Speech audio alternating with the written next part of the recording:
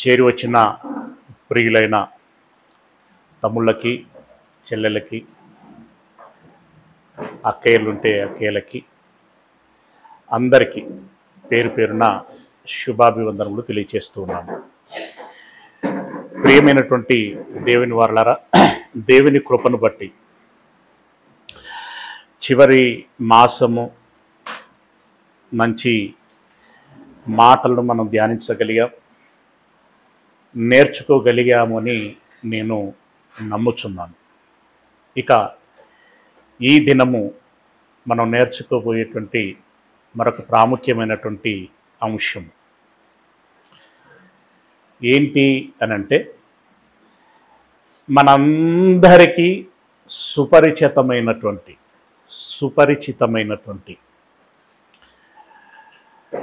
క్రైస్తవ్యములో ఒక సంచలనం, ప్రపంచములో ఒక ప్రభంజనాన్ని సృష్టించినటువంటి వాడు, దమ్మున్నవాడు, ధైర్యం ఉన్నటువంటి వాడు, సాహసం చేయగలిగినటువంటి వాడు, సామాన్యుడని లేదు, సామంతుడని లేదు, ఎవరి ముందైనా నిలిచి అనర్గళముగా మాట్లాడి సృష్టికర్త దేవుడని, క్రీస్తు యేసే లోక రక్షకుడని బలంగా వాదించి ఒప్పించినటువంటి దీశాలి సహోదరుడు అంటే మన పితరుడు సౌలు గారు, అలియాస్ పౌలు గారు. సౌలు గారు అని నేను ఎందుకన్నాను అనంటే, ఆ మాట బైబిల్లో కూడా వ్రాయబడి ఉంటుంది. ఈ పేరు మరొక వ్యక్తికి కూడా అదివరకి పెట్టబడింది. ఎవరికి చెప్పగలరా? ఎస్, ఇశ్రాయేలీలకి మొదటి రాజు అయినటువంటి వ్యక్తికి ఉన్నటువంటి పేరు సౌలు. ఆయన ఏ గోత్రానికి సంబంధించినటువంటి వాడు అని ఏమైనా తెలుసా? వెరీ గుడ్, చిన్నపిల్లలు యాక్టివ్గా ఉన్నారు. బెన్యామీను మీకు తెలుసు కదా, అయినా మాట్లాడటం లేదు కదా. కొన్ని నెలల వరకు నన్ను పరీక్షిస్తూ ఉంటారు మీరు, ఏ పాటి చెప్తాడో చూద్దాం తీయను అనా. మీకు తెలిస్తే చెప్పండి. స్త్రీలు అంత చక్కగా చెప్పగలుగుతున్నప్పుడు పురుషులం మనం మాత్రం ఎందుకు డమ్మీగా ఉండాలి? ఏమండి, మనము కూడా డామినేటివ్గా ఉందాం. దేంట్లో? అసూయలో కాదు, ఈర్ష్యలో కాదు, ద్వేషంలో కాదు. దేంట్లో డామినేట్గా? దేంట్లో ఉందాం? జ్ఞానములో. ఇక్కడ ఎంత వాయిస్ వస్తుందో మీ దగ్గర కూడా అంతే వాయిస్ రావాలి. ప్రయత్నించండి. ఓకేనా? తప్పు చెప్పినా నష్టమేమి లేదు. కొత్త భాషను ఎలా నేర్చుకుంటా ఉంటారు? తప్పులు మాట్లాడి, ఇక ఒప్పు ఎలా మాట్లాడాలో అనుభవం ద్వారా తెలుసుకుంటారు. కనుక మాట్లాడటానికి ప్రయత్నించండి. సౌలు గారి యొక్క అంటే రాజు అయినటువంటి సౌలు గారి యొక్క గోత్రం బెన్యామీను గోత్రం. యాదృచ్ఛికంగా అని అనుకోవాలా, సెలెక్టివ్గా అని అనుకోవాలా, మొత్తానికి జూనియర్ సౌలు గారిది కూడా బెన్యామీను గోత్రం. ఒకసారి ఈ సౌలు పౌలుగా పేరు మార్చుకున్నటువంటి ఈ సందర్భంలో వాటి యొక్క అర్థములు ఏమై ఉంటవి బైబిల్లో నేరుగా ఉండవు, కానీ వాటి భాషాంతరములోనికి వెళ్ళినప్పుడు వాటికంటూ కొన్ని అర్థాలు ఉంటాయి. ఇప్పుడు మీరు పెట్టుకున్నటువంటి పేర్లు అవి ఏవైనా అయి ఉండొచ్చు, వాటికంటూ కొన్ని అర్థాలు ఉంటాయి. అవునా? ఒకసారి అపోస్తలుల కార్యములు 13వ అధ్యాయము, అపోస్తలుల కార్యములు 13వ అధ్యాయము 9వ వచనాన్ని చదువుకుందాం. అపోస్తలుల కార్యములు 13వ అధ్యాయము 9వ వచనం. అందుకు పౌలు అనబడిన సౌలు అందుకు పౌలు అనబడిన సౌలు అని అన్నాడు. అంటే ఇప్పటి వరకు అతడు సౌలుగా, అంటే ఇప్పటి వరకు అంటే ఈ అధ్యాయంలో ఉన్నటువంటి సందర్భం వరకు అతడు సౌలుగా పిలువబడ్డాడు. ఇక్కడి నుండి ఇక పౌలుగా పిలువబడుతూ ఉంటాడు. సౌలు అనేటువంటి మాటకి సాధారణమైనటువంటి అర్థము ఏమిటి అనంటే దేవుని చేత పిలువబడినటువంటి వాడు అని దాని అర్థం. ఎవరి చేత? దేవుని చేత పిలువబడినటువంటి వాడు. లైక్ దట్ రిలేటివిటీగా ఎలా ఉంటుంది అనంటే అపోస్తలుడు అన్నట్టుగా ఉంటుంది. అపోస్తలుడు అంటే ఏంటి దాని అర్థం కదా? పిలువబడినటువంటి వారు, పిలిచి ఏర్పాటు చేయబడినటువంటి వారు. అయితే ఇది అక్యురేట్గా అపోస్తలుడు అని కాదు, కానీ సౌలుని రాజుగా నియమించటానికి దేవుడు పిలిచి ఏర్పాటు చేయటము జరిగింది రాజు అయినటువంటి సౌలు విషయంలో. దాన్ని బట్టి ఆ పేరుకు అర్థము రావటం జరిగింది. ఇది హిబ్రూ భాషకి సంబంధించినటువంటి పదం లేదా పేరు. అయితే ఈ సౌలుకి పౌలు అనేటువంటి పేరు ఉండింది. అది ఎప్పుడు ఉన్నది అనంటే అది కూడా అది వరకటి నుండే ట్రావెల్ అవుతున్నది. ఆ పేరు కూడా అది వరకటి నుండే వాడబడుచు ఉన్నది. కాకపోతే ఈ టర్మ్ అంటే పౌలు అనేటువంటి ఈ పదము ఏ భాషకు సంబంధించినటువంటిది అంటే రోమీల భాషకి సంబంధించినటువంటిది. రోమన్ లాంగ్వేజ్ ఉంటుంది కదా, రైట్? రోమన్ నంబర్లు అంటామే, ఆ రోమా భాషకు సంబంధించినటువంటి పదం పౌలు. ఈ పౌలు అనేటువంటి ఈ పేరుకి ఉన్నటువంటి అర్థము ఏమిటి అంటే చిన్నవాడు అని దాని అర్థం. ఎవరు? చిన్నవాడు. ఇది దేనికి యాప్ట్ అవుతూ ఉంటుంది అంటే నేను అపోస్తలులందరికంటే చివరగా వచ్చినటువంటి వాడను అని పౌలు చెప్పుకుంటా ఉంటాడు. అందరికంటే చివరగా వచ్చినటువంటి వాడను, చిన్నవాడను అన్నట్లుగా చెప్పుకుంటాడు. దానికి సరిపోయేటువంటి పదంగా ఈ పౌలు అప్పటి నుండి అతడు వాడుకునేటువంటి ప్రయత్నం చేశాడు. రైట్? తాను ఏదైతే వాడుకున్నాడో దేవుడు దాన్ని ఫిక్స్ చేశాడు. సౌలుగా ఉన్నంత కాలం, సౌలుగా పిలిపించుకున్నంత కాలం సౌలుని ఫిక్స్ చేశాడు. పౌలుగా పిలిపించుకున్నంత కాలం పౌలు అనేటువంటి పేరుని ఫిక్స్ చేశాడు. రైట్?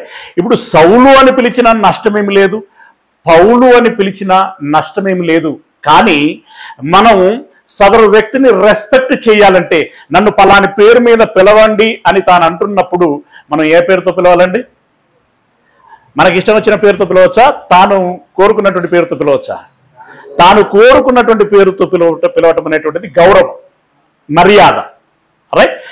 పౌలు అనేటువంటిది తాను వాడుకలోనికి తెచ్చుకున్నాడు గనక మనం కూడా ఏమని మాట్లాడుకుందాం? పౌలనే మాట్లాడుకుందాం.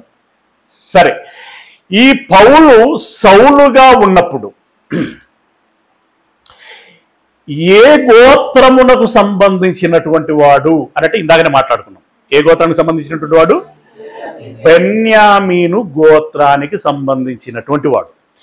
ఈ పదాన్ని, ఈ విషయాన్ని పరిచయం చేసుకుంటూ జాగ్రత్తగా గమనించాలి.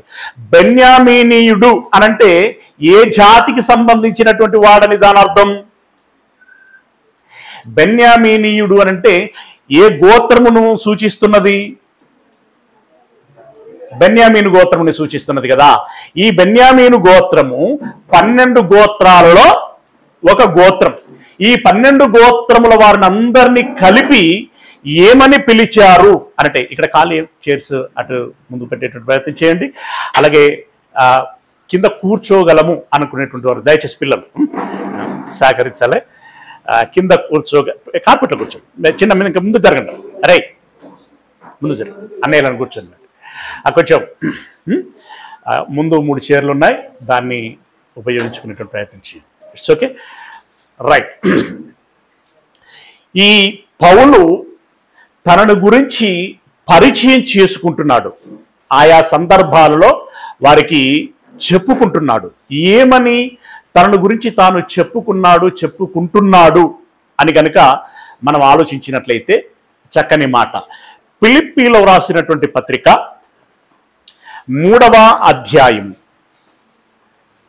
ఫిలిప్పీలో రాసినటువంటి పత్రిక 3వ అధ్యాయము 5-6 వచనాలు. ఫిలిప్పీలో రాసిన పత్రిక 3వ అధ్యాయము 5-6 వచనాలు. ఇవన్నీ కూడా జాగ్రత్తగా గమనించాలి. ఆయన తన పేరునో ఊరునో చెప్పుకోవటం ఆయన ముఖ్యమైన ఉద్దేశం కాదు. ఆయన తన యొక్క బ్యాక్గ్రౌండ్, నేను గతము ఏమిటి, నేనెవరిని అనంటే చెప్తున్నాడు. ఏమని చెప్తున్నాడంటే, మా తల్లిదండ్రులు ధర్మశాస్త్ర నియమాన్ని అనుసరించి, దేని అనుసరించి? ధర్మశాస్త్ర నియమాన్ని అనుసరించి నాకు 8వ దినమున సున్నతి చేశారు అని అన్నాడు. అంటే నా జీవితము నేను పుట్టిన తర్వాత 8వ దినము నుండే ధర్మశాస్త్రానుసారంగా ఆరంభమైంది అని చెప్పటం. 8వ దినమున సున్నతి పొంది తిని తర్వాత ఇశ్రాయేలు వంశపు వాడనై బెన్యామీను గోత్రములో పుట్టి హెబ్రీల సంతానమైన హెబ్రీయుడనై, ఏమండి, ఇశ్రాయేలు గోత్రములో, ఏమండి, ఇశ్రాయేలీల గోత్రములో పుట్టాడు. అది బెన్యామీను గోత్రంలో పుట్టాడు. దీనితో పాటు ఏమంటున్నాడు? హెబ్రీయుడను అని అంటున్నాడు. ఎందుకు హెబ్రీయుడు అంటే వీళ్ళ భాష హిబ్రూ భాష కనుక హిబ్రూ భాష మాట్లాడేటువంటి వారిని అందరినీ కూడా హెబ్రీయులు అని, లేదా హిబ్రీయులు వాడుకలో హెబ్రీయులు వచ్చేసింది. హిబ్రీయులు లేదా హెబ్రీయులు అని పిలువబడ్డారు. ముఖ్యంగా అది ఎప్పటి నుండి ప్రాచుర్యంలో వచ్చింది? హెబ్రీయులు అనేటువంటి పదము వాడుక ఎప్పటి నుండి వచ్చింది అంటే, వీరు ఐగుప్తు దేశములోనికి వెళ్ళిన తర్వాత హెబ్రీయులు అనేటువంటి ఈ పదం వాడుకలోనికి వచ్చింది. ఎందుకంటే అక్కడ ఉండేటువంటి వాళ్ళందరూ కూడా ఈజిప్టియన్స్ కనుక, వారి కల్చర్ డిఫరెంట్గా ఉంటుంది కనుక, వీరు కనాను నుండి అక్కడికి వెళ్ళినటువంటి వారు కనుక వీరిని గురించి మాట్లాడుకోవాలంటే వాళ్ళకు ఈజీగా ఉండేటువంటి విషయం ఏంటంటే, వాళ్ళు అది ఏదో హిబ్రూ అంటారు కదా, ఆ హిబ్రూ భాష మాట్లాడేటువంటి వారు హెబ్రీయులు అనేటువంటి ఒక వాడుకలోనికి అది వచ్చింది. రైట్, భాషను బట్టి వచ్చింది. పుట్టుకను బట్టి ఇతడు ఇశ్రాయేలీయుడు. గోత్రము ఏంటి అనంటే బెన్యామీను గోత్రము. భాష ఏది అనంటే హిబ్రూ భాష. హిబ్రూ భాష మాట్లాడాడు కనుక నేను హిబ్రీయుడను అని అంటున్నాడు. తర్వాత ధర్మశాస్త్రము విషయమై పరిసయ్యుడనై అని అన్నాడు. ధర్మశాస్త్రము అనంటే పంచకాండములతో పాటు ప్రవక్తల ద్వారా దేవుడు ఎన్ని ఆజ్ఞలనైతే ఇచ్చాడు, ఏమండి, 10 ఆజ్ఞలలో నుండి పుట్టుకొచ్చినటువంటి సుమారు 613 ఆజ్ఞల సమ్మిళితమైనటువంటి పుస్తకాలన్నిటినీ కూడా ధర్మశాస్త్రము అని అంటారు. అంటే ఆది కాండము నుండి మలాకీ గ్రంథం వరకు. రైట్, ఈ ధర్మశాస్త్రం విషయంలో నేను ఎవరిని అని అంటున్నాడు? పరిసయ్యుడను అంటే ఏంటో తెలుసా? పరిసయ్యుడను అంటే ఏంటో తెలుసా? ఈరోజు హైందవ సహోదరులు మేము ఆర్ఎస్ఎస్ అని ఎలాగనైతే చెప్పుకుంటారో, ఆ రోజు వీళ్ళు ఆ విధంగా గర్వంగా చెప్పుకునేటువంటి వారు. అంటే దాని ఉద్దేశం ఏంటంటే, నేను లేదా మేము ధర్మశాస్త్రం విషయమై, దేవుడి విషయమై, ఈ నియమ నిబంధనల విషయమై ఎక్కడ కూడా తేడా రాకూడదు. ఇశ్రాయేలు సమాజములో ఏ విధమైనటువంటి అన్య సంబంధమైనటువంటివి చేరకూడదు, చెడు చేరకూడదు, పాపము జరగకూడదు. ఇలాంటివి ఏవి జరిగినా కూడా నా దేవుడు సహించడు, మేము కూడా సహించం. కాబట్టి దేవుని పక్షముగా సైనికులముగా మేము ఉంటాం. ఇలాంటి సిమ్టమ్స్ ఎవరిలో కనబడినా కూడా వారిని ఏరి పడేస్తాము అనేటువంటి ఒక ఆలోచనలోనికి వచ్చినటువంటి వర్గమే పరిసయ్యులు అనేటువంటి వర్గం. ఒక విధంగా చెప్పాలంటే వీరిని ఏమని అనొచ్చు అంటే అతివాదులు. అతివాదులు అంటే తెలుసు కదండి, కొంచెం. మితవాదులు అంటే మెత్తగా ఏదో కొంచెం మాట్లాడి ఎందుకమ్మా అది ఆలోచించుకోండి, సరి చేసుకోండి అని అంటూ ఉంటాం. అదే మితవాదులు అంటే ఏయ్ అట్లెట్లా, ఊరుకునే ప్రసక్తే లేదు, చెప్పో, ఈ రకమైనటువంటి వాయిస్ ఉంటుంటుంది. రైట్. ఆ రకంగా ఒక అతివాద వర్గానికి పెట్టబడినటువంటి పేరే పరిసయ్యుడు. నేను పరిసయ్యుడను అన్నట్టు, అంటే అతివాద వర్గానికి సంబంధించినటువంటి వాడు. ఇక్కడ పౌలు యొక్క మానసిక స్థితిని మనం అర్థం చేసుకోవచ్చు. ఎలాంటి స్టాండ్లో ఉన్నాడు? ఒకటి ఎంచుకుంటున్నాడు, ఈ వృత్తిలో నేను ఉండాలి, లేకుంటే ఈ సర్వీస్ నేను చేయాలి అని అనుకుంటున్నాడు అనంటే, ఇప్పుడు పరిసయ్యుల యొక్క నిజంగా తర్వాత రాను రాను కొన్ని వ్యవస్థలు నీరు గారిపోతూ ఉంటాయి. అన్నిట్లో మళ్ళీ రకరకాలైన నకిలీలు చేరుతూ ఉంటాయి. అది పలసనైపోతుంది, లాస్ట్కు నిర్వీర్యం అయిపోతుంటుంది.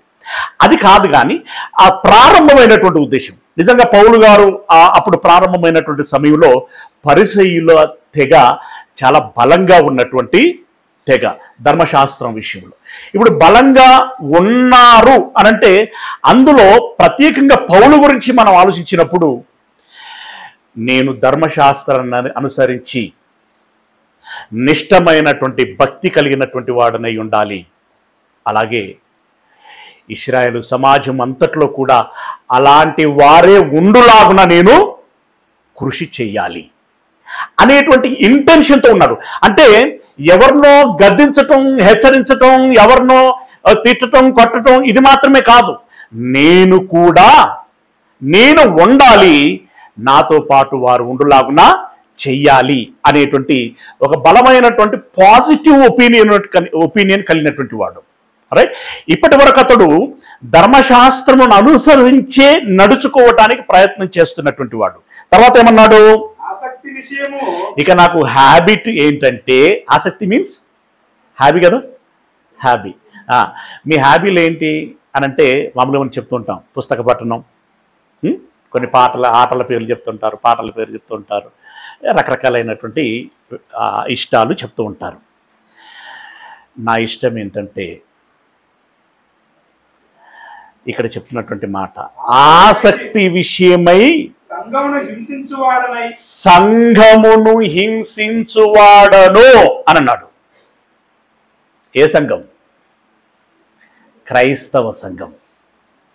ఎందుకంటే ఆయన ఉద్దేశం ఏంటంటే, మోషే మిగిలినటువంటి ప్రవక్తల ద్వారా దేవుడు ఏ ధర్మశాస్త్రాన్ని అయితే ఇచ్చాడో ఆ ధర్మశాస్త్రానికి భంగం కలగనీయకూడదు, ఆ ధర్మశాస్త్రము చెరపబడనీయకూడదు, ఆ ధర్మశాస్త్రాన్ని గురించి ఎవరు కూడా నెగిటివ్గా మాట్లాడనీయకూడదు, ఆ ధర్మశాస్త్రాన్ని అవమానపరచనీయకూడదు, ఆ ధర్మశాస్త్రము ఇచ్చినటువంటి మోషే అవమానపరచబడకూడదు, ఆ మోషేకు అనుగ్రహించినటువంటి దేవుడు అవమానపరచబడకూడదు. దేవుడి యొక్క ఉద్దేశం ఏదైతే ఉంటుందో దానికి ఏమాత్రం భంగము కలగకూడదు.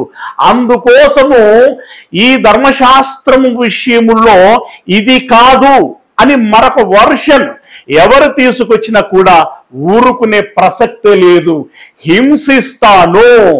హింస అనంటే తిట్టటము హింసే, కొట్టటము హింసే, చంపటము కూడా హింసే.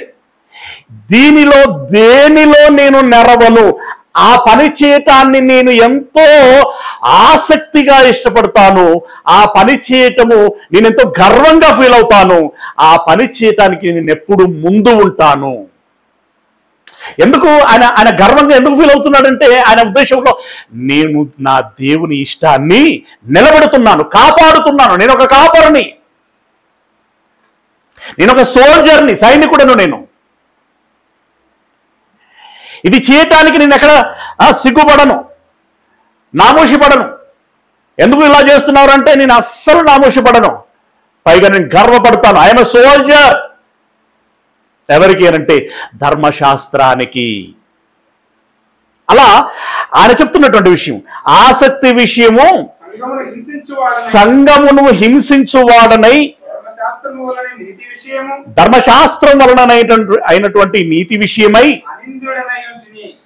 అదేంటి సంఘమును హింసించట ధర్మశాస్త్రం విషయంలో ఏమై ఉన్నాడట అనింద్యుడు అంటే దాని అర్థం ఏంటి ధర్మశాస్త్రాన్ని బట్టి ఇప్పుడు పౌలు గారు చేస్తున్నటువంటి తప్పే కాదు అదనమాట అంటే ఇక్కడ పౌలుని మనం బాగా అర్థం చేసుకోవాలి ఆయన ఎప్పుడూ తప్పు చెయ్యలేదు తప్పు చెయ్యడు ఆయన ఒరిజినాలిటీ అది ఇది అని ఒక బాధ్యత తనకు అప్పగించబడింది అంటే దానికి న్యాయం చేస్తాడు ఆ తదుపరి ఇది కాదురా ఇది అని మరొకటి ఇస్తే దానికి న్యాయం చేసేటువంటి రకం పౌలుది ఇది ప్రతి మనిషికి అవసరం ఏదైతే నిజము అని దేవుని చేత సత్యంగా మనకు అప్పగించబడుతుందో దానికి న్యాయం చేసేటువంటి విధంగా బ్రతకటం న్యాయం చేసేటువంటి విధంగా పరిచర్య చేయటం ఇది ప్రతి భక్తుడికి ఉండవలసినటువంటి లక్షణము రైట్ ఇప్పుడు ఈ వచనాలలో మనకు తెలిసినటువంటి విషయాలు ఏంటంటే ఒకటి నేను ఇశ్రాయేలీయుడను బెన్యామీను గోత్రపు వాడను హెబ్రీయుడను అలాగే 8వ దినమున సున్నతి చేసుకున్నటువంటి వాడను అప్పుడే నా యొక్క స్పిరిచువల్ లైఫ్ స్టార్ట్ అయింది అన్నట్టుగా ఒక అతిశయపు వాక్ అనమాట అది రైట్ తర్వాత పరిసయ్యుడను ధర్మశాస్త్రం విషయమై సంఘమును హింసించేటువంటి వాడను అదే ధర్మశాస్త్రాన్ని బట్టి వాడు తప్పు చేస్తున్నాడు అని ఏలెత్తి చూపించటానికి అవకాశం ఇయ్యనటువంటి వాడను అంటే గ్రేట్ ఏ విషయానికి ఆ విషయం మనకు నిబద్ధతతో చెప్పుకోగలగాలి గ్రేట్ ఈ విషయంలో పౌలు గారు ధర్మశాస్త్రం విషయంలో ఆయన తప్పు లేని వాడిగా ఉన్నాడంటే గ్రేటా కాదా ఇప్పుడు క్రొత్త నిబంధన రానంత వరకు ఇశ్రాయేలు ఏం పాటించాలి ధర్మశాస్త్రాన్ని పాటించాలి కదా పాత నిబంధనని ఆ పాత నిబంధన విషయంలో నేను అనింద్యుడను ఎంత గ్రేట్ గా చెప్పుకుంటున్నాడు యేసుప్రభుల వారు ఏ విధంగా అయితే నాలో పాపం ఉన్నదని మీలో ఎవరు నిరూపించగలరు అని ఛాలెంజ్ చేసినట్టుగా ఇప్పుడు పౌలు గారు ఒక విధంగా పరిచయమే అయినప్పటికీ అందులో ఛాలెంజ్ ఉంది ఏముంది ధర్మశాస్త్రం విషయమై నేను అనింద్యుడను ఈ మాట ఎవరి మధ్యలో అన్నాడు అదే ఇశ్రాయేలు సమాజం మధ్యలో అన్నాడు అదే యూదుల మధ్యలో అన్నాడు చెప్పినవు కానీ తీరా నీ లైఫ్ ఏంటో నాకు తెలియదా అని చెప్పి అనడానికి అవకాశం ఉండదు ఎవరన్నా ఉంటుంది అయినా ఆయనకు ఆ ధైర్యం ఉంది ఆయనకు ఆ నమ్మకం ఉంది నేనెప్పుడు తప్పు చేయలేదు రైట్ ఇందులో అతడు బెన్యామీనీయుడు అని తెలిసింది పరిసయ్యుడు అని తెలిసింది ధర్మశాస్త్రం విషయమై గొప్ప సోల్జరు అని తెలిసింది అని హింసించువాడని అన్నాడు దాన్ని నేను సోల్జర్ అని మాట్లాడాను సరేనా రైట్ ఇక రెండవ సందర్భంలోనికి వెళ్దాం ఇశ్రాయేలు రాజ్యము ఎవరితో ఆరంభమైంది అనుకున్నాం ఇందాక ఏ రాజుతో ఆరంభమైంది సౌలు తర్వాత వెరీ గుడ్ దావీదు తగ్గొద్దు ఎవరు దావీదు తర్వాత సొలొమోను ఇద్దరు చెప్తున్నారు బట్ డామినేషన్ లేదు ఇక్కడ ఓకే సౌలు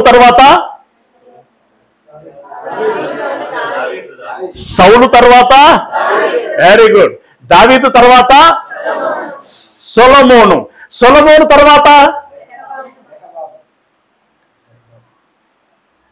యెరోబాము ఎటుపోతాడు మరి రెహబాము అయితే యెరోబాము ఎటుపోతాడు అంటే మీరు రైటే అక్కడికి వచ్చేసరికి ఒకటిగా ఉన్న రాజ్యం ఏమైంది అంటే 2 రాజ్యములు అయ్యాయి ఒకటి ఇశ్రాయేలు రాజ్యంగా పిలువబడింది దానికి ప్రారంభ రాజు యెరోబాము రెండవది యూదా రాజ్యంగా ఏర్పడింది దానికి ప్రారంభ రాజు రెహబాము రైట్ ఇప్పుడు ఇశ్రాయేలు రాజ్యంలో ఎన్ని గోత్రాలు ఉండేవి విడిపోయిన తర్వాత చెప్తున్నాను నేను యెరోబాము నాయకత్వంలో పరిపాలన చేయబడినటువంటి ఇశ్రాయేల్ రాజ్యం ఉంది కదా దాంట్లో ఎన్ని గోత్రములు ఉండేటివి 10 గోత్రములు మరి యూదా రాజ్యంలో ఎన్ని గోత్రాలు ఉండేవి 2 ఏవేవి యూదా మరియు బెన్యామీను. యూదా మరియు బెన్యామీను. ప్రియులరా, ఈ గోత్రముల వారు ఏ రాజ్యములకు సంబంధించినటువంటి వారై ఉన్నారో వారు ఎక్కడికన్నా వెళితే మీది ఏ దేశము అని అడిగితే నాది భారతదేశము అని మనం ఏ విధంగా అయితే చెప్పుకుంటామో, ఏమంటే ఇండియా లేదు భారతదేశం అని లేదు. ఫర్ ఎగ్జాంపుల్, పారసీకుల కాలంలో ఈ దేశాన్ని ఏమని పిలిచారు? హిందూ దేశం అని పిలిచారు. ఆ పేరే కనుక కంటిన్యూ అవుతాయి, ఈరోజు మీది ఏ దేశం అంటే మనం ఏం చెప్పుకునే వాళ్ళం? అది సహజమే కదా, హిందూ దేశం. ఇప్పుడు గోత్రమును బట్టి బెన్యామీనీయుడైనా రాజ్యమును బట్టి ఇతడు ఏ దేశపు వాడని చెప్పుకోవాలి? ఏ రాజ్యపు వాడని చెప్పుకోవాలి? యూదా రాజ్యపు వాడని, అంటే యూదుడని అని చెప్పుకోవాలి. గోత్రము బెన్యామీన్ అయినా యూదా దేశంగా పిలువబడింది, యూదా రాజ్యంగా పిలువబడింది కాబట్టి యూదుడు అని చెప్పుకోవాలి. ఆ రకంగానే చెప్పుకోవటం మనం చూస్తూ ఉంటాం. ఎక్కడ? అపోస్తల కార్యములు 22వ అధ్యాయము. అపోస్తలుల కార్యములు 22వ అధ్యాయము, రైట్, 3వ వచనం నుండి.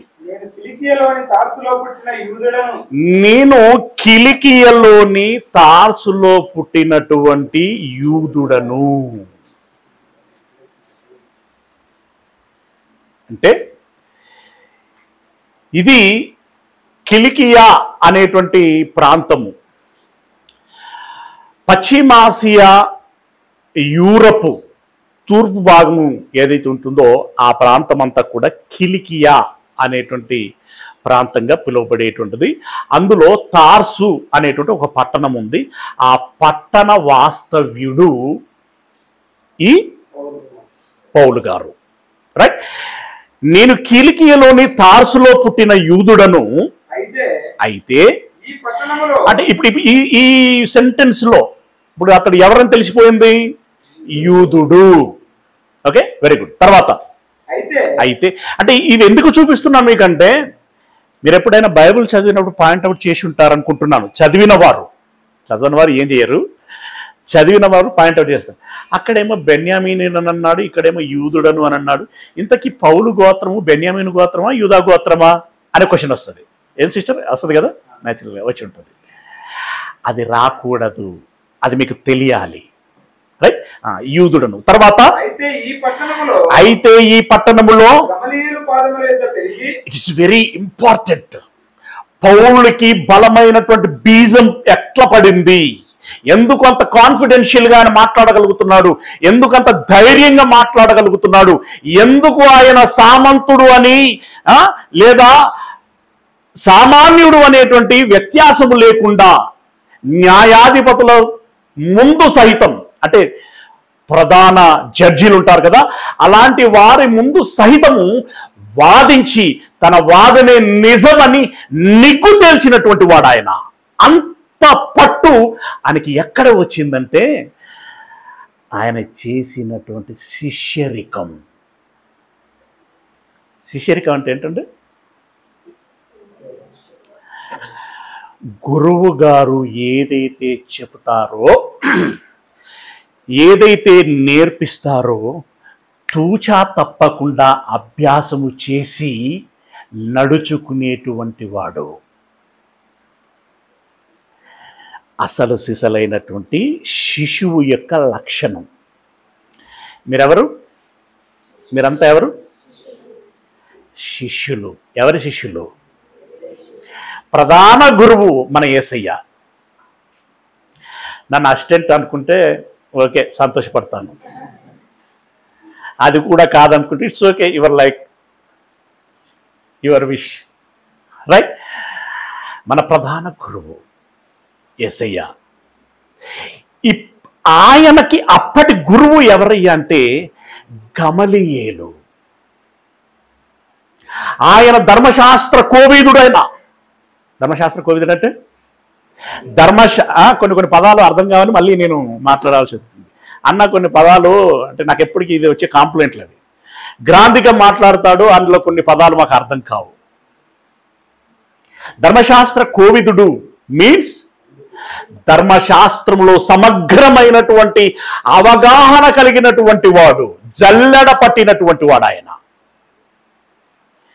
ఏ అర్ధరాత్రి ఏ అపరాత్రి నీవు లేపి అయ్యా పలాని విషయం ఏంటి అనంటే అనర్గళంగా ఆగకుండా చెప్పగలిగేటువంటి సమర్థత ఉన్నటువంటి వాడు గమలీయేలు. అలాంటి గమలీయేలు యొద్ద శిష్యరికం చేశాడు. ఏమని? అయ్యా మా అమ్మా నాన్నలు చెప్పారు మీ గురించి. ఎస్, అమ్మా నాన్నలు తక్కువలు కాదండి, పౌలు గారు అమ్మా నాన్నలు. మా అమ్మా నాన్నలు చెప్పారు నీ గురించి, మీరు ధర్మశాస్త్రమును నేర్పిస్తారని చెప్పారు. నేర్చుకోవటానికి వచ్చానయ్యా, నాకు సంపూర్ణంగా నేర్పించండి. వావ్, ఇలాంటి శిష్యుడు దొరకటమే కష్టం. దొరికితే గురువుకు ఏం దొరికినట్టు తెలుసా? ఓ బంగారపు ముద్ద దొరికినట్టు. అవునా? ఆనందం, సంతోషం. ఇక గమలీయేలుకి ఎంతైతే తెలుసో దాన్ని అంతా పౌలు గారికి నేర్పించేశాడండి. పౌలు గారు నేర్చుకున్నారు. ఇప్పుడు నేర్పించే వాడిని వైపు నుండి ఎంత ప్రయత్నం ఉంటుందో నేర్చుకునే వైపు వాడి నుండి కూడా ఎంత ఉండాలి, అంతే ప్రయత్నం ఉండాలి. ఇది మెల్లగా దాకి ఈ చెయ్యి, ఇది గట్టిగా తాకితే సౌండ్ రాదు. ఇది ఎంత వేగంగా వస్తే ఈ చెయ్యి కూడా అంత వేగంగా వస్తేనే ఆ సౌండ్ వస్తుంది. అవునా? ఇందులో ఏది స్లో అయి ఏది స్పీడ్ అయినా కూడా మనం అనుకున్న రిజల్ట్ రాదు. ఇప్పుడు గురువు నేర్పించటానికి కసితో ఉన్నాడు, శిష్యుడు కూడా నేర్పించుకోవటానికి అంతే కసితో ఉన్నాడు. నువ్వెంత నేర్పిస్తావో నేర్పించు, నువ్వు అంతా నేర్చుకోవటానికి సిద్ధంగా ఉన్నాను. ఒకానొక దినములో ఇంకా చెప్పండి అంటే ఏమి లేదురా అని అనాలి మీరు. అంటే అంత కసితో ఉండేటువంటి వాడు పౌలు. రైట్? గమలీయేలు పాదముల యొద్ద పెరిగి అంటే దాన్ని ఏమని అర్థం చేసుకోవాలి ఇప్పుడు మనం? ధర్మశాస్త్రమును భుజించాను, ధర్మశాస్త్రమును నేర్చుకున్నాను, జీర్ణం చేసుకున్నాను, ధర్మశాస్త్రమే ఆవరించబడింది నాకు, ధర్మశాస్త్రమే నాకు అన్నపానీయములు, రాత్రింబగలు నాకు ధర్మశాస్త్రమే ధ్యాస, ధర్మశాస్త్రాన్ని నేను అవపోసనం చేశాను. గమలీయేలు పాదముల యొద్ద పెరిగాను అంటే అది వినయంతో కూడినటువంటి మాట. శిశువుకి ఏముండాలండి? వినయం ఉండాలి, లేకపోతే నేర్చుకోడు. నువ్వేంది నాకు చెప్పేది అన్నట్టుగా ఉంటే చెప్పినవు గంతి అని అంటే నేర్చుకోలేడు కదా. గమలీయేలు పాదముల యొద్ద పెరిగి మన పితరుల ధర్మశాస్త్ర సంబంధమైన నిష్ఠ. నిష్ఠ అంటే ఏంటండి?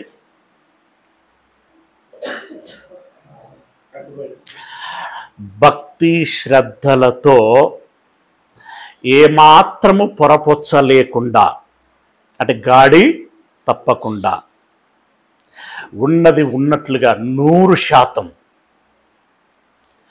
అది కష్టమైన నష్టమైన ప్రాణమే పోతుందని తెలుస్తున్నా సరే దాన్ని నేను విడిచిపెట్టను అనేటువంటి శపథపూర్వకమైనటువంటి జీవితం ఏదైతే ఉంటుందో అది నిష్ఠ. అంటే ఆ శపథం ఎవరికో ఇవ్వడు, తనకు తానే ఇలా ఉండాలి. తర్వాత దేవుడికి ఇస్తాడు. ముందు తనకు కాన్ఫిడెన్స్ ఉండాలి కదా. తనకు కాన్ఫిడెన్స్ ఉన్నప్పుడు దేవునికి మాట ఇవ్వగలడు. అలా కాన్ఫిడెన్స్ కలిగి దేవునికి మాటిచ్చి అంతగా నిష్ఠ కలిగి బ్రతికినటువంటి వాడు. అందుకే ఇందాక ఏం చెప్పగలిగాడు ఆయన? ధర్మశాస్త్రం విషయంలో అనింద్యుడను. ఎందుకు వచ్చింది అనుకుంటున్నారు అంత ధైర్యం? నిజంగా మీరు క్రైస్తవులైనందుకు ఎప్పుడైనా గిల్టీగా ఫీల్ అయ్యారనుకోండి, అప్పుడు ఏమర్థం చేసుకోవాలి మనం? ఇప్పుడు పేతురు గారు అంటారు, మీరు క్రైస్తవుడైనందుకు శ్రమ అనుభవించిన ఎడల ఏం చేయాలన్నాడు? సంతోషించండి, అదొక గొప్ప భాగ్యమని భావించండి అని అన్నాడు. అంటే హ్యాపీగా స్వీకరిస్తారు. లైక్ ఎలా అనంటే పేతురు యోహానులు అన్నారు కదా, దేవుడు ఇలా చెప్పమన్నాడు, యేసయ్యను గురించి మేము ప్రత్యక్షంగా చూశాము, కన్నాము, ఎరిగాము. ఇప్పుడు దేవుడు ప్రకటించమన్నాడు, మీరేమో వద్దంటున్నారు. దేవుడు ప్రకటించమన్నాడు అంటే దేవుడు ప్రకటించమన్నందుకు ప్రకటించాలా, మీరు వద్దన్నందుకు ఆగాల?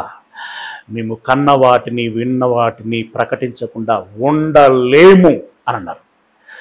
వర్డ్ సాఫ్ట్గా ఉంటుంది, కానీ దాంట్లోని అర్థము చాలా హార్డ్గా ఉంటుంది. అది షార్ప్ కోర్, అది షార్ప్ కోర్. ఏం చేసుకుంటారో చేసుకోవాలంటే మేము ప్రకటిస్తాం, అది ఆ మాటలో ఉన్నటువంటి అర్థం. మీరేం చేసుకున్నా పర్వాలేదు, చావటానికైనా సిద్ధమే, కానీ ప్రకటించటం మాత్రం మేము ఆపము అనగలిగారు. అలాంటి నిష్ఠ కలిగి బ్రతికాడు. తర్వాత ధర్మశాస్త్ర సంబంధమగు నిష్ఠయందు శిక్ష. మీకు ఎఫ్సి పత్రికలో ఒక మాట ఉంటుంది, ఏమని? ఆ పిల్లల గురించి మాట్లాడుతూ ఏమని చెప్తాడు? ప్రభు యొక్క బోధలోనూ శిక్ష కాదది, శిక్షణలోను.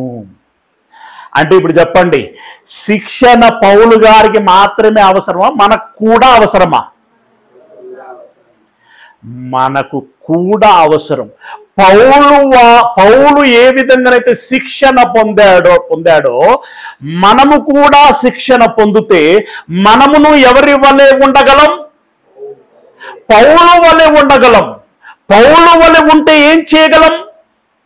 ఒక మిషనరీగా వెళ్ళగలం, సువార్తను ప్రకటించగలం, అద్భుతములను సృష్టించగలం, అనేకులను ఆకర్షించగలం, క్రీస్తు చెంతకు చేర్చి క్రైస్తవ సంఘాలను నిర్మించి ప్రపంచాన్ని కదిలించి ఒక ప్రభంజనాన్ని సృష్టించగలం. ఒక్కొక్కరు ఒక విస్ఫోటనం కాగలం. అంత సుశిక్షణ మనము పొందగలిగితే, దీనికి నిజాయితీ ఉండాలి, నిబద్ధత ఉండాలి, క్రమశిక్షణ ఉండాలి. ఏమండి? ఇవన్నీ కూడా మనం పోగు చేసుకుని నేను నేర్చుకోవాలి అనే ఒక తపనతో గనక ఉంటే ఎస్, మనము నేర్చుకోగలుగుతాము. ఒక పౌలు వలె ఉండగలుగుతాం. ఉండగలిగే వారు ఉంటారు అనేటువంటి నమ్మకంతో పౌలు గారే ఇచ్చినటువంటి స్టేట్మెంట్, క్రీస్తును పోలి నేను జీవించుచున్న ప్రకారం నన్ను పోలి మీరు ఏమన్నాడు? నన్ను పోలి మీరు నడుచుకోండి. అంటే దాని అర్థం ఏంటి? మీరు కూడా అలా సుశిక్షితులు అవ్వండి, మీరు కూడా అలా పరిచారకులు అవ్వండి, క్రీస్తు సైనికులు అవ్వండి, మీరు కూడా సువార్తను ప్రకటించండి. సాతాను యొక్క కబంధ హస్తాలలో కొట్టుమిట్టాడుతున్నటువంటి ఈ ప్రజలను విడిపించండి. వాక్యం అనేటువంటి ఆయుధాన్ని మీరు ధరించండి. ఇంకా చాలా ఆయుధాలు చెప్పాడు కదా, ఆయుధాలన్నిటిని ధరించండి. సాతాను తలను చితక తొక్కైనా సరే దేవుని యొక్క పిల్లలను కాపాడండి. మీరు కాపాడగలరు. సుశిక్షితుడనై ఏమంటున్నాడు? ఇక మీరందరూ నేడు ఉన్న ప్రకారము ఆయన తను తాను ప్రజెంట్ చేసుకుంటున్నాడు. అక్కడ నేను ఎలా ఉన్నాను ఇప్పుడు అని చెప్పుకుంటున్నాడు వాళ్ళకి. నేడు ఉన్న ప్రకారం, మీరందరూ నేడు ఉన్న ప్రకారము దేవుని గూర్చి ఆసక్తుడనై ఉండి ఈ మార్గములో ఉన్న, ఏ మార్గములో? క్రైస్తవ మార్గములో ఉన్నటువంటి, అంటే అప్పటికి ఇంకా ధర్మశాస్త్రంలోనే ఉన్నాడు ఆయన, రైట్? ఆ ధర్మశాస్త్రంలో ఉన్నప్పుడు క్రైస్తవ మార్గములో ఉన్నటువంటి పురుషులను, స్త్రీలను బంధించి చెరసాలలో వేయించుచు మరణము వరకు హింసించి తిని. ఆ పదం చూడండి ఎంత కఠినంగా ఉంది. ఎంతవరకు దాకా హింసించాడట? చచ్చేదాకా వదిలిపెట్టలేదట. నా దేవుని మాటను ధిక్కరిస్తావా నువ్వు? నీకెంత ధైర్యం రా అన్నాడు. ఆ ఆవేశంతో ఆయన ఆ రకంగా వాళ్ళ మీద విరుచుకుపడ్డాడనమాట. నా దేవుని మాటను ధిక్కరిస్తావా? నా దేవుని అవమానపరుస్తావా? నా దేవుని కాదంటావా? ధర్మశాస్త్రం తప్పుపడతావా? నీకెన్ని గుండెలు రా, పాపం చేస్తావా? ఇలాంటి మనస్తత్వం కలిగినటువంటి వాడు మరణించేంత వరకు హింసించి తిని ఇందును గూర్చి దీనికి సాక్షులు ఎవరనంటే ఆర్డినరీ పర్సన్సే కాదు. అఫ్కోర్స్ ఆర్డినరీ పర్సన్స్ అందరికీ తెలుసు, కానీ వాళ్ళని కోడ్ చేస్తే బాగుండదు కదా. ఎవరిని కోడ్ చేస్తున్నారంటే ఆ రోజుల్లో ఆ సమాజంలో ప్రధాన వ్యక్తి ఎవరు అనంటే ప్రధాన యాజకుడు కదా. దీని గురించి ప్రధాన యాజకుడును పెద్దలందరూ నాకు సాక్షులై ఉన్నారు. నేను ఎప్పుడు సున్నతి పొందాను, నేను ఎవరి పాదముల యొద్ద కూర్చొని ధర్మశాస్త్రం నేర్చుకున్నాను, ఏ విధంగా పరిచయుడనై నేను సర్వీస్ చేశాను, ఏ విధంగా నేను అవన్నీ చివరగా ఏ విధంగా నేను క్రైస్తవ సమాజాన్ని మరణం వరకు హింసిస్తూ వచ్చాను, దీనంతటికీ ప్రధాన సాక్షులు వీరు, నాకు తెలుసు, వాళ్ళకి తెలుసు అని అన్నాడు. రైట్. అయితే ఇదంతా ఇప్పుడు వివరించిందంతా మీకు మైండ్లో ఉండాలి. కానీ నేను సింపుల్గా రెండే ప్రశ్నలు అడుగుతూ వస్తూ ఉంటాను. ఇప్పుడు మొదటి వచనంలో ఆయన ఏ గోత్రపు వాడని తెలుసుకున్నాం?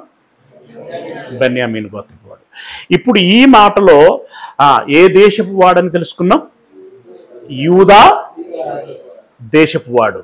రైట్. యూదా రాజ్యము ఆర్ యూదా దేశపు వాడు. మైండ్లో పెట్టుకోండి ఇవి. ఆయన అంతే తెలివైన వాడంటే అబ్బ బాబోయ్, గుండెలు తీసిన బంట ఆయన. నిజం, మామూలు ఆర్డినరీ పర్సన్ కాదు. ఐక్యూ లెవెల్ అంటాం చూడండి, ఐన్స్టీన్ కూడా పనికిరాడు. ఎస్, అంత ఐక్యూ, అంత టాక్టివ్ ఉన్నటువంటి వాడు ఆయన. మరొక సందర్భంలో ఇక మోస్ట్లీ చివరంచ అంటే థర్డ్ మిషనరీ రౌండప్ అయిపోయింది. యెరూషలేమునకి చేరుకున్నాడు. అరెస్ట్ చేసేసారు. కటయాన్ రావాడు అన్నాడు. ఎవరెవరు రంగంలోకి దిగారంటే సహస్రాధిపతి, శతాధిపతి అంటే ఎంతమందికి? 100 మందికి అధిపతి. వీళ్ళు రంగంలోకి దిగారు. అంటే ఇప్పుడు సోల్జర్ ఎంతమంది ఉంటారు ఆయన చుట్టూ? వాళ్ళందరూ వచ్చి ఈ జనుల అరుపుల మధ్యలో పౌలు అరెస్ట్ చేయండి, అరెస్ట్ చేయండి, అరెస్ట్ చేయండి, ఇక వాళ్ళదైన శైలిలో వాళ్ళు మాట్లాడిస్తున్నారు. వీళ్ళు వచ్చి సంఖ్యలు వేస్తున్నారు. అప్పుడు పౌలు గారు నోరు తెరిచి మాట్లాడాడు. ఇదే అధ్యాయం 25వ వచనం, అపోస్తల కార్యములు 22వ అధ్యాయము 25వ వచనం. పౌలును వారులతో అంటే లైక్ దట్ తాళ్ళు, వారు అని దేన్ని అంటారంటే చర్మంతో చేయబడినటువంటి దాన్ని వారు అంటారు. రైట్. వారులతో కట్టుచున్నప్పుడు అతడు తన దగ్గర నిలిచి ఉన్న శతాధిపతిని చూచి శిక్ష విధింపకయే అంటే తీర్పు తీర్చకుండానే అన్నట్టు అని దాని అర్థం. శిక్ష విధింపకయే రోమియుడైన మనుష్యుని కొరడాలతో కొట్టుటకు మీకు అధికారం ఇచ్చిన వాడెవడు అని అన్నాడు. నన్ను కొట్టడానికి మీకు ఎవర్రా అధికారం ఇచ్చింది అని అన్నాడు ఆయన. అప్పుడు ఏమని చెప్పుకుంటున్నాడు? నేను రోమియుడను అని చెప్పుకుంటున్నాడు. నేను రోమియుడను అంటే అప్పుడు రోమీలే పరిపాలన చేస్తున్నారు కాబట్టి రోమీలకి ప్రథమ పౌరసత్వం ఉండేది, మిగిలిన దేశస్తులకి ద్వితీయ పౌరసత్వం ఉండేది. వీళ్ళకి ఒక కొంత ప్రత్యేకమైనటువంటి అలవెన్సులు ఉండేటువంటివి. రైట్.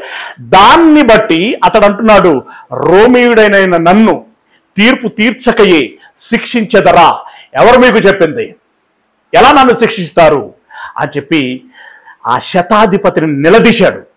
శతాధిపతి ఒక్కసారిగా వణికిపోయాడు. ఆయన రోమిడవా అడుగుతున్నాడు. చూడండి ఇక్కడ కింద చూడండి. శతాధిపతి ఆ మాట విని సహస్రాధిపతి యొద్దకు వచ్చి, ఏమండి ఆఫీసర్ సార్, తన భాషలు చెప్తున్నాడు, మీరేం చేస్తున్నారో మీకు అర్థమవుతుందా? బంధించమని నాకు చెప్పేసే వాళ్ళకగా ఎవడు ఇరుక్కోవాలి ఇక్కడ? మీరేం చెప్తున్నారో మీకు తెలుస్తున్నదా? ఆ మనుష్యుడు రోమీయుడు సుమి. ఇది బెన్యామీనీయుడు యూదుడు ఎలా అయ్యాడు? యూదుడు కాస్త రోమీయుడు ఎలా అయ్యాడు? చూడండి, ఇంకా కింద ఉంటది. అప్పుడు సహస్రాధిపతి వచ్చి అతన్ని చూసి, అంటే ఇప్పుడు సహస్రాధిపతి పెద్ద ఆఫీసర్ వచ్చాడు అనమాట. అతన్ని చూసి, ఏంది నువ్వు రోమీయుడవా? ఆశ్చర్యంగా అడిగాడు ఆయన. ఏంటి నువ్వు రోమీయుడవా? వీళ్ళెవరంతా యూదుడు, పరిసయ్యుడు, ఏదో క్రైస్తవులను హింసిస్తున్నాడు, ఏదో వీళ్ళంతా మాట్లాడుకుంటున్నారు. ఇదే నువ్వేం రోమీయుడవా నువ్వు అని అన్నాడు. అప్పుడు ఆయన అంటున్నాడు, అది నాతో చెప్పుమనగా అతడు, yes I am a Roman, నేను రోమీయుడను అని అన్నాడు ధైర్యంగా. ఆ తర్వాత సహస్రాధిపతి, నేను బహుద్రవ్యమిచ్చి ఈ పౌరసత్వం సంపాదించుకొంటిని అని అన్నాడు. ఆ సైన్యాధిపతి కూడా ఆ రోమా పౌరసత్వాన్ని ఎలా సంపాదించాడనంటే డబ్బులు పెట్టి కొనుక్కున్నాడట ఆ పౌరసత్వాన్ని. కానీ పౌలు అంటున్నాడంటే నేను నీ లెక్క కాదు అన్నాడు ఆయన. నేను నీ లెక్క కాదు. మరి ఎలా? ఏమంటాడు చూడండి, నేనైతే పుట్టుకతోనే రోమీయుడను అని అన్నాడు. నేను పుట్టుకతోనే రోమీయుడను. కాబట్టి అతన్ని విమర్శించబోయినటువంటి వారు వెంటనే అతన్ని విడిచిపెట్టిరి. చాలు. ఇప్పుడు పౌలు ఎవరు? ఈ వచనాన్ని బట్టి పౌలు ఎవరు? ఇప్పుడు మీరు నాకు కన్ఫర్మ్ చేయాలి. ఆయన బెన్యామీనీయుడా, యూదుడా, రోమీయుడా? ఏ బెన్యామీనీయుడు, బి యూదుడు, సి రోమీయుడు, డి పైవన్నీ. క్వశ్చన్ పేపర్ చాలా ఈజీ ఉంది కదా. పైవన్నీ ఎలా? బెన్యామీను గోత్రములో పుట్టినందుకు బెన్యామీనీయుడు, యూదా దేశములో నివసిస్తున్నందుకు యూదుడు. రైట్. మరి రోమీయుడు ఎలా అయ్యాడు? నేను పుట్టుకతోనే రోమీయుడను అన్నాడు. మీకు తెలుసా ఏంటది? నేను పుట్టుకతో రోమీయుడను అని అంటున్నాడు. పుట్టుకతో రోమీయుడు ఎలా అయి ఉంటాడు? ఒకవైపేమో నేను కిలికియలోని తార్సులో జన్మించిన వాడను అని ప్రకటించుకున్నాడు. వాస్తవానికి అతని యొక్క తల్లిదండ్రుల ఊరు, తాను పుట్టి పెరిగింది బ్రతికినటువంటి ఊరు తార్సు గనక, ఈ తార్సు పశ్చిమాసియా సంబంధితమైనటువంటి దేశము గనక అక్కడ అతడు జన్మించినటువంటి వాడై ఉంటున్నాడు అనే సంగతి మనకి స్పష్టంగా అర్థమవుతున్నది. కానీ పుట్టుకతో రోమీయుడను అన్నటువంటి మాటని మనం ఎలా అర్థం చేసుకోవాలి అనంటే, బహుశా వారి తల్లిదండ్రులకి రోమీయ పౌరసత్వము వచ్చి ఉండాలి. ఎలా? వారు రోమాలో వెళ్ళి నివసించి పౌరసత్వము సంపాదించి ఉండాలి. లేదు అనంటే రోమీయుల యొక్క పరిపాలన విభాగములో ఏదో ఒక బాధ్యతను నిర్వర్తించిన వారై రోమా పౌరసత్వాన్ని సంపాదించినటువంటి వారై ఉండాలి. నీకు దండమయ్యా, ఏదో మా ప్రయత్నం మేము చేసుకుంటూ పోతున్నాం, నువ్వు వచ్చి ఉన్నదే ఊడగొట్టేటట్టున్నావు, నువ్వు ఇంటికి పోనన్నారు. అంటే ఇంటికి వెళ్ళాడు, తార్సుకు వెళ్ళాడు. తార్సుకు వెళ్ళిన కొన్నాళ్ళకి బర్నబా మరలా తార్సుకెళ్ళి ఆయన తీసుకొచ్చి అంతియొకయలో వాక్యం ప్రకటిస్తే మొట్టమొదట ప్రపంచంలో సంఘము ఏమని పిలువబడింది? మొట్టమొదట శిష్యులు క్రైస్తవులుగా పిలువబడ్డారు. అది మొదలుకొని ఇక పౌలు గారు ఆగలేదు, ప్రపంచమంతా చుట్టుముట్టాడు, గొప్ప క్రైస్తవ్యాన్ని స్థాపించాడు. దేవునికి స్తోత్రం కలుగును గాక. ఇంత పెద్ద సబ్జెక్ట్ చెప్పుకున్నాం కదా, దీనంతటి ప్రణాళిక దేవుడు ఎప్పుడు వేసాడట? అదొక్కటి చిన్న లైన్ చదువుకుని ముగించుకుందాం. గలతీలో రాసిన పత్రిక 1వ అధ్యాయం 15 వచనం. గలతీలో రాసినటువంటి పత్రిక 1వ అధ్యాయం 15 వచనం. అయినను తల్లి గర్భమున పడినది మొదలుకొని పౌలు అంటున్నాడు, నన్ను ప్రత్యేకపరిచి తన కృపచేత నన్ను పిలిచిన దేవుడు అన్యజనులలో యేసయ్యను ప్రకటించవలయునని ఏర్పాటు చేశాడు అని అంటున్నాడు. అంటే ఎప్పుడు ప్రత్యేకపరిచాడట పౌలుని? అతడు తన అమ్మ గర్భంలో ఉన్నప్పుడే ఇతడు ధర్మశాస్త్ర కాలం అంతా కూడా ఇంత బాగా ఉండాలి, ఇలా నేర్చుకోవాలి వాడు.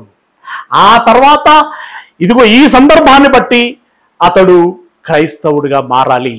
క్రైస్తవుడిగా మారినటువంటి అతడు ఇశ్రాయేలీలకి కాదు, అన్యజనులకి కూడా సువార్తను ప్రకటించి, ఒక యెషయా ఏం చెప్పాడో, ఒక హోషేయ ఏం చెప్పాడో, ఒక జకర్యా ఏం చెప్పాడో, ఒక మీకా ఏం చెప్పాడో, దూరముగా ఉన్నటువంటి వారు దేవాలయంలోనికి రాబడతారు వరద వలె.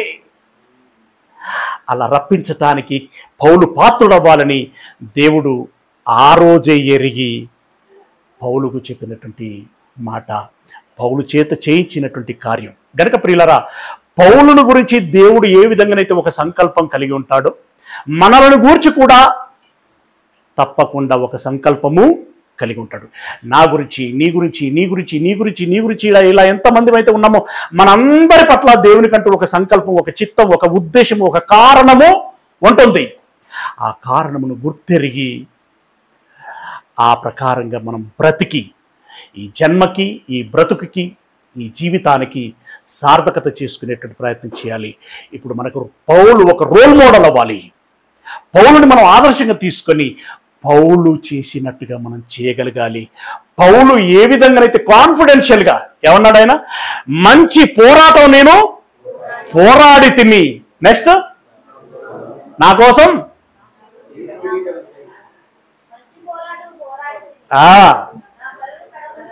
ఎస్ మంచి పోరాటం పోరాడు తిని, నా పరుగు కడముట్టించి తిని, విశ్వాసమును కాపాడుకొంటిని, ఇక మీదట నా కొరకు నీతి కిరీటము ఉంచబడి ఉన్నది. ఇది ఆయనకు న్యాయమే, అవునా? మరి అలాంటి ఆత్మ నిబ్బరముతో మనం ఎప్పుడు చెప్పగలుగుతాం అనంటే, మనం కూడా మనకు దేవుడు ఏ తలాంతులనైతే ఇస్తాడో ఆ తలాంతులని లోపము లేకుండా వాడగలిగినప్పుడు మనమును అంతే ధైర్యంగా చెప్పగలుగుతాం. మనం కూడా మంచి పోరాటం పోరాడాలి, మంచి విశ్వాసాన్ని కలిగి ఉండాలి, పరిశుద్ధతను కలిగి ఉండాలి, దేవుని చేత నీతి కిరీటాన్ని సంపాదించుకోవాలి, నిత్య జీవాన్ని పొందుకోగలగాలి. మీరందరూ ఆ ప్రయత్నం చేస్తారని ఆశిస్తూ ఈ మాటల్ని ముగిస్తున్నాను. దేవునికి స్తోత్రం కలుగును గాక.